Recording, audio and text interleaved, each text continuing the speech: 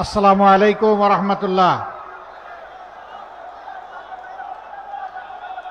আসসালামু আলাইকুম ওয়া রাহমাতুল্লাহ।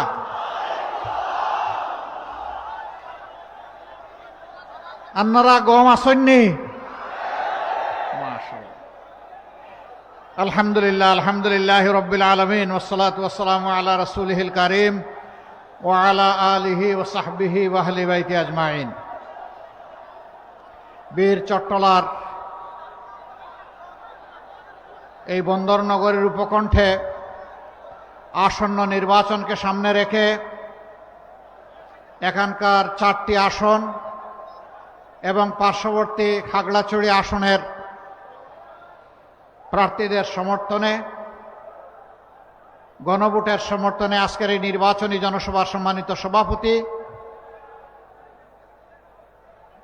চট্টগ্রাম মহানগরী বাংলাদেশ জামাতে ইসলামীর আমির জনাব নজরুল ইসলাম, মঞ্চে বসা বাংলাদেশ জামাতে ইসলামী, এনসিপি, বাংলাদেশ খেলাফত মজলিস সহ সকল 11 দলীয় নির্বাচনী ঐক্যের কেন্দ্রীয় এবং স্থানীয় নেতৃবৃন্দ, বীর চট্টলার ভাই ও বোনেরা, শহীদ পরিবারের গর্বিত সদস্যবৃন্দ, জুলাই যোদ্ধাবৃন্দ, প্রশাসনের সম্মানিত সদস্যবৃন্দ এবং আমার সাংবাদিক বন্ধুগণ, আজকে সকাল থেকে শুরু করে এই অঞ্চলে আপনাদের সামনে এটি আমার 5বার হাজির হওয়া। আমরা মহেশখালী থেকে শুরু করে এখানে এসে ঠেকেছি। দুটি কথা বলে ইনশাআল্লাহ আপনাদের উপরে কিছু আমানত রেখে এখান থেকে আমি আপাতত আজকের মতো বিদায় নিতে চাই। এই বাংলাদেশ আমাদের প্রিয় জন্মভূমি। এই জন্মভূমির প্রতি ইঞ্চি মাটির পাহারাদারি করা আমাদের দায়িত্ব। এর আধা ইঞ্চি মাটিও ইনশাআল্লাহ আমরা কাউকে দেব না। জুলাই যোদ্ধারা বলেছিল জীবন দিব, জুলাই দিব না। আমরা তাদের সাথে সুর মিলিয়ে বলতেছি জীবন দিব, মাটি দেব না। কোনো আধিপত্যবাদ আর বাংলাদেশে মানা হবে না। বাংলাদেশ স্বাধীন দেশ হিসাবে মাথা উঁচু করে দাঁড়াবে ইনশাআল্লাহ। আমাদের যুব সমাজ তারা প্রমাণ করেছে দেশের যে কোনো মর্যাদা রক্ষার জন্য বুক চিতিয়ে লড়াই করতে তারা সর্বদা প্রস্তুত। চট্টগ্রাম মহানগরী শুধুমাত্র বন্দরনগরী নয়, শুধুমাত্র বাণিজ্যিক রাজধানী নয়, এটি এক সুদীর্ঘ সংগ্রামী ইতিহাস আর প্রতিরোধের রাজধানী। বাংলাদেশে 71 সালে স্বাধীনতার ঘোষণা এখান থেকেই হয়েছিল। আপনাদেরই এক গর্বিত সন্তান সবার আগে চিৎকার দিয়ে বলেছিলেন উই রিবর্ন। তিনি হচ্ছেন এলডিপির সম্মানিত সভাপতি ডক্টর কর্নেল অলি আহমদ বীর বিক্রম। জিয়াউর রহমান সাহেবকে হাতে ধরে সামনে এগিয়ে নিয়ে গিয়েছিলেন। চট্টলাবাসী আপনাদেরকে স্যালিউট। এই গর্বিত ইতিহাসের আপনারাই সূচনা করেছিলেন। কেন? তিনি আজকে আক্ষেপ করে বলেন, আমি লড়াই করেছি রণাঙ্গনে, আমি জাতীয়তাবাদী দল গঠনে আমি ছিলাম দ্বিতীয় ব্যক্তি জিয়াউর রহমান সাহেবের পরে। তিনি এখন বলেন আমি এখন বিএনপিতে নাই, আমি থাকতে পারি না, কারণ এটি জিয়াউর রহমান সাহেবের বিএনপি নয়। তিনি বলেন এটি বেগম জিয়ারও বিএনপি নয়। তিনি আরেকটি কথা বলেন, সেটা আমি বলতে চাই না, তার মুখ থেকে আপনারা শুনে নেবেন। সম্মানিত ভাইরা, আমরা তো সকলেই মজলুম ছিলাম টানা 15 বৎসর, আমরা আরেকটু বেশি। আমাদের উপর তাণ্ডব শুরু হয়েছিল 2006 সালের 28 অক্টোবর। লগি বইটার তাণ্ডব চালিয়ে 0 পয়েন্টে প্রকাশ্য দিবালুকে আমাদের 6 জন ভাইকে খুন করা হয়েছিল। খুনের রাজনীতির এখানেই সূচনা। পিছনের দরজা দিয়ে এসে আওয়ামী লীগ তারপরে যা করেছে তার সাক্ষী বাংলাদেশের 18 কোটি মানুষ। তারা তাদের পাওনায় এক অংশ পেয়ে গেছে। এখন বাংলাদেশ মুক্ত হয়েছে। আপনারা কি চান যে বাংলাদেশ পুরাপুরি মুক্তি পাক? আপনারা কি চান যে এটা একটা স্বাধীন সার্বভৌম দেশ হিসাবে মর্যাদার সাথে মাথা উঁচু করে দাঁড়াক? যদি তাই চান, তাহলে ফ্যাসিবাদী খাসলতের যারা, এদেরকে চিরতরে লাল কার্ড দেখাতে হবে। আফসোস, সবচেয়ে নির্যাতিত দল জামাতে ইসলামী ধৈর্য ধরল, দেশে শান্তি শৃঙ্খলা ফিরিয়ে আনতে সাহায্য করলো, শহীদ পরিবারগুলোর কাছে দৌড়ে গিয়ে হাজির হলো, আহত পঙ্গুদের পাশে গিয়ে সান্ত্বনা জুগালো, বন্যা কবলিত মানুষের পাশে গিয়ে দাঁড়ালো, আর সেই জায়গায় এক দল চাঁদাবাজিতে ঝাঁপায়ে পড়ল।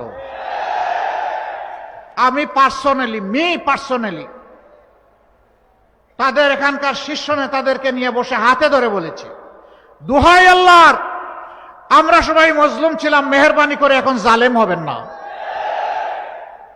মানুষকে কষ্ট দিবেন না, চাঁদাবাজি বন্ধ করুন, অমুক আলম তমুক আলমের সাম্রাজ্যের পাহারাদারি বন্ধ করুন।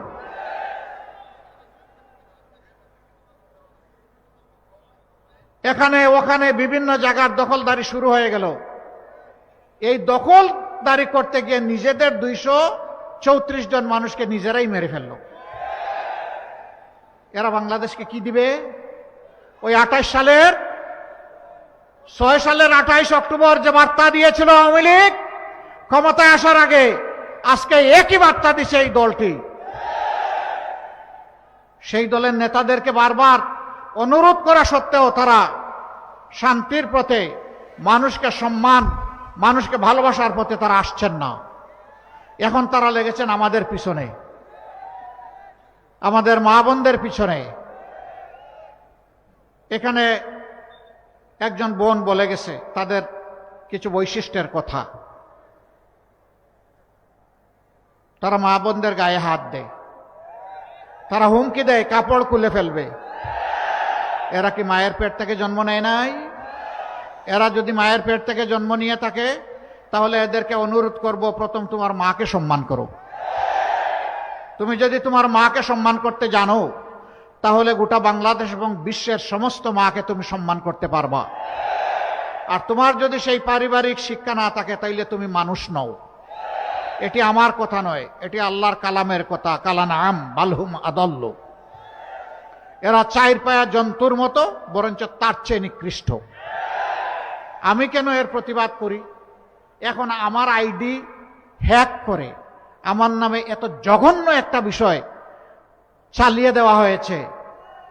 এখন বলবেন যে আপনার এই কলাটা খাইল কে? ঠাকুর ঘরে কে রে? ওই কলায় অর্ধেক কামড় দিয়ে বলে আমি কলা খাই না। হ্যাক করেছে হ্যাকার, তাও আলহামদুলিল্লাহ ইতিমধ্যে আবিষ্কার হয়ে গেছে কারা করেছে। এখন ওদের পিছনে কোন কালো হাত আছে সেইটাও আমরা আবিষ্কার করব ইনশাআল্লাহ।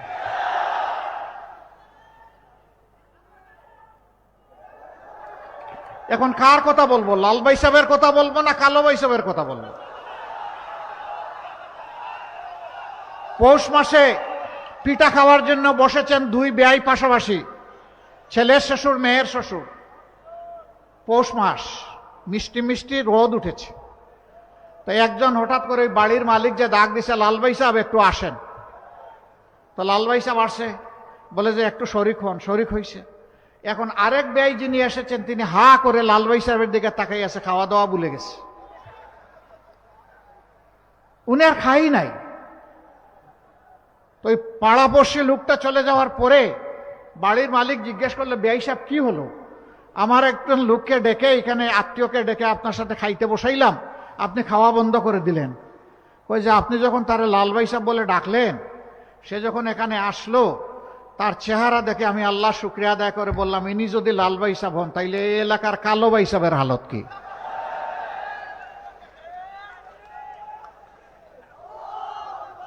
এখন কিছু লোক তারা এখন নিজেকে লাল ভাই সাহেব হিসাবে উপস্থাপন করতে চায়।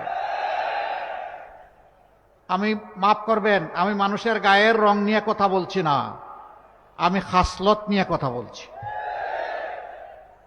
এই 2 দিন আগেও গাজীপুরে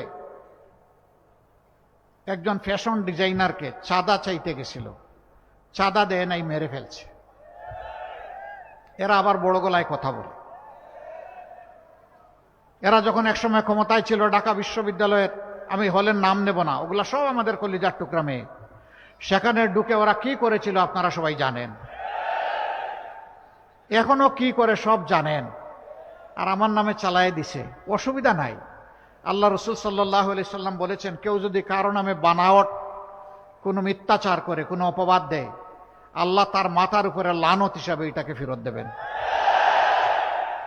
মহান আল্লাহ সাক্ষী, এই ধরনের নোংরা কথা তো দূরের কথা, এ ধরনের নোংরা চিন্তা আমরা জীবনেও করি নাই। আমাদের মা বাপ এই শিক্ষা আমাদেরকে দেন নাই। এখন বলবেন, এখন হয়তো আপনারা বলবেন যে মাঘ মাসে মাথা এত গরম হইল কেন? এটা তো চৈত্র মাসে গরম হওয়ার কথা। মাঘ মাসে গরম হয়েছে কি কারণে জানেন? জুলাই যোদ্ধাদেরকে যারা তুচ্ছ তাচ্ছিল্য করেছিল, জুলাইকে যারা স্বীকৃতি দেয়নি, সেই তরুণ সমাজ ইতিমধ্যে জাতিকে একটা বার্তা দিয়েছে। ঢাকা বিশ্ববিদ্যালয় থেকে শুরু করে জগন্নাথ বিশ্ববিদ্যালয় পর্যন্ত এই তরুণ ছাত্র সমাজ জানিয়ে দিয়েছে যে তারা চাঁদাবাজ, দুর্নীতিবাজ, মামলাবাজ, স্ট্যাম্প দখলকারী এবং নারীদের ইজ্জত হরণকারী, এদেরকে তারা লাল কার্ড দেখিয়ে দিয়েছে। এরপরে নির্বাচনগুলো ঠেকিয়ে দেওয়া হয়েছে ভয়ে। যেখানেই হচ্ছে সেখানেই দুর্গের পতন। না, জনজুয়ার এইভাবে আটকানো যাবে না। তাদের মাথা গরম হয়েছে। আজকে মায়েরা তাদের ইজ্জতের ওয়ারেন্টি হিসাবে তারা মনে করে আমরা যারা 11 দল এখানেই তারা নিরাপদ। একথা তো আমার নয়, আমার মায়েদের। এখন মায়েরা এই কথা বলে কেন? এটা তাদের দোষ। যারে দেখতে নারী তার চলন বাঁকা। এখন মায়ের গায়ে হাত তুলে আবার আইসা বলে যে একটা ফ্যামিলি কার্ড নাও। এক হাতে ফ্যামিলি কার্ড আর এক হাতে মায়ের গায়ে হাত। রাখ তোদের ফ্যামিলি কার্ড। আমার মায়ের মর্যাদার চাইতে ওই ফ্যামিলি কার্ড নস্যি। এর 2 পয়সার কোনো গুরুত্ব নাই। আগে আমার মায়ের মর্যাদা, তারপরে তোদের ফ্যামিলি কার্ড। আমরা জাতিকে আলহামদুলিল্লাহ গর্বিত জাতি হিসাবে গড়ে তুলতে চাই। কারো কার্ডের ধার এই জাতি ধারবে না ইনশাআল্লাহ। যে যুব সমাজ লড়াই করেছিল তাদের দাবি একটাই ছিল, উই ওয়ান্ট জাস্টিস। আমরা সমাজের সব ক্ষেত্রে আমাদের ন্যায্যটা চাই, জাতির সমস্ত নাগরিকদের ন্যায্যটা চাই। এই ন্যায্য দিতে যারা অস্বীকার করেছিল তাদেরকে খালি হাতে মোকাবেলা করে দুনিয়া থেকে, দেশ থেকে বিদায় করে দিয়েছে। সেই মায়ের সন্তানদেরকে ভয় দেখাইও না। আমাদের মায়েদের গায়ে আগুন হাত দিচ্ছ, আগুন জ্বলে উঠবে। আগুন, এই আগুন কেউ নিভাতে পারবে না। অপবাদ দিয়ে আমাদেরকে ঠেকাতে পারবে না। ভয় ভীতি দেখিয়ে আমাদের গতি স্তব্ধ করতে পারবে না।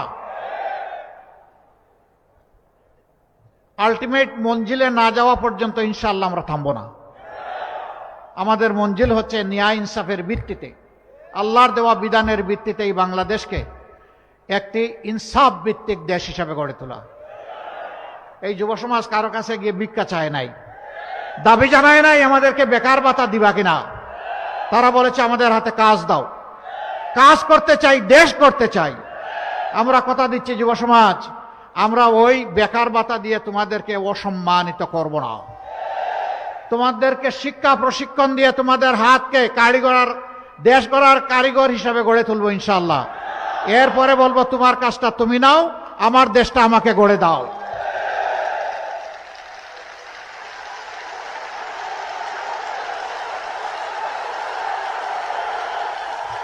আমরা বাংলাদেশ নামের একটা উড়োজাহাজের ককপিটে ক্যাপ্টেন হিসাবে এই যুব সমাজকে বসিয়ে দিতে চাই।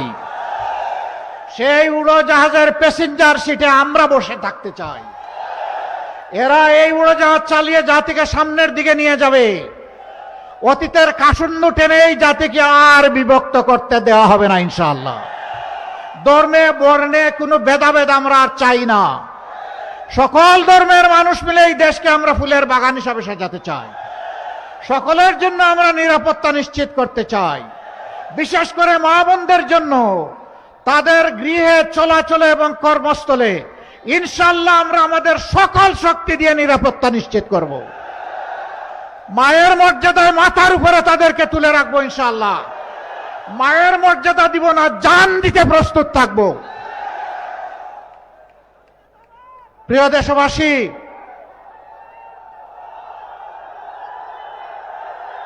আগামীর সেই বাংলাদেশটা আমরা গড়ে তুলতে চাই। আমি আপনাদেরকে সাক্ষী রেখে চট্টলার এই উন্মুক্ত ময়দানে আজকে ঘোষণা দিচ্ছি, আমি জামাতে ইসলামের ছোট্ট এক দায়িত্বশীল, কিন্তু আমি জামাতে ইসলামের বিজয় চাই না। আমি এদেশে 18 কোটি মানুষের বিজয় চাই। 18 কোটি মানুষের যেদিন মুক্তি আসবে সেদিন আমাদের সমস্ত কার্যক্রম সফলতা পাবে ইনশাআল্লাহ। আপনারা এই মুক্তির মিছিলে থাকবেন। আপনারা তো সমুদ্র পারের মানুষ, আপনারা কি সমুদ্রের জলোচ্ছ্বাসকে ভয় পান? ঢেউকে ভয় পান?